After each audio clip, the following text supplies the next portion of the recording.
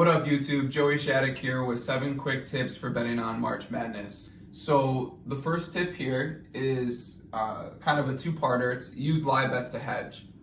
So the first part of this is if you bet on a team to win the game before the game starts and they get out to an early 15-point lead or 10-point lead in the first half, that's a good time to take a look at the live odds for the other team and see if there's any kind of hedging possibility, right?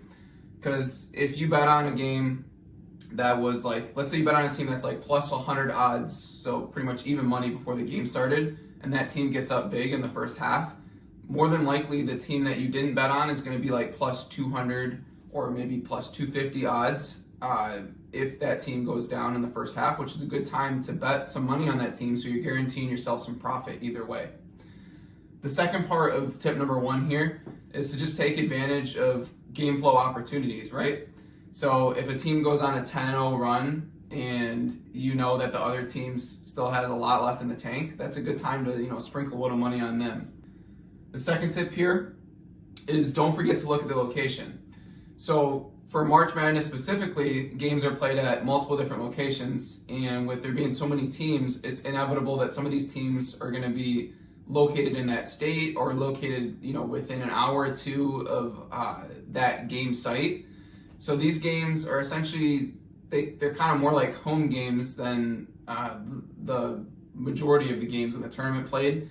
And if you have the crowd on your side, sometimes that gives you an inherent advantage. So just be on the lookout for that location. The third tip here is look at a team's performance down the stretch of the regular season. And what I mean by this is to close out the regular season in the conference tournaments, how did a team perform? Did they win 5 of their last 6 games, or were they playing really poorly down? Number 4 here is shop betting lines.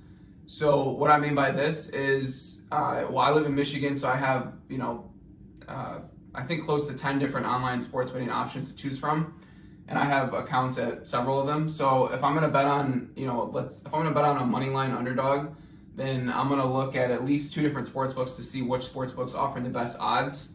Or even if I'm betting on a favorite, just in general, it's always good to check at least more than one app to see if you can get a better deal or if you can get a half point at another book before you bet on the game. Number 5, matchups matter. So what I mean by matchups is coaching matchups, offense versus defense, size, right? So like one team's front court versus another team's front court or back court or similar. If a team's been to the tournament 3 of the past 4 years and they've got that experience and the coach has been there before, they might have an inherent edge even if it doesn't look like it. So just one thing to check there, and there's a ton of different news articles that you could check for each game. Number 6, don't chase your losses. So this is just one I've learned from experience. I've been guilty of this in the past. If you bet on a team and it just looks like there's no way they're going to win the game and they're down 20 and there's no need to double down on your bet. If you think the game's over, just leave it. Don't go chasing your losses.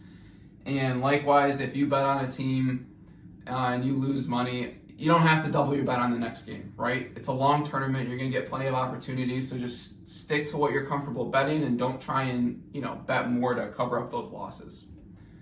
And then the last tip here is just to watch the games. 1, it's a lot of fun to watch the games. But 2, if you're watching the games each round or, the games that you're betting on, the teams that you're betting on, you just inherently just gain more information. You're like watching the teams, like, all right, like I know what this team's capable of. I know how they, how the players are. Like, wasn't the best description, but I promise if you watch the games, you're more than likely going to have a more success betting. All right, so those are 7 quick tips for betting on March Madness. I hope you guys enjoyed the video, and good luck betting. Good luck with your brackets. Like, subscribe, share, all that stuff. Thanks.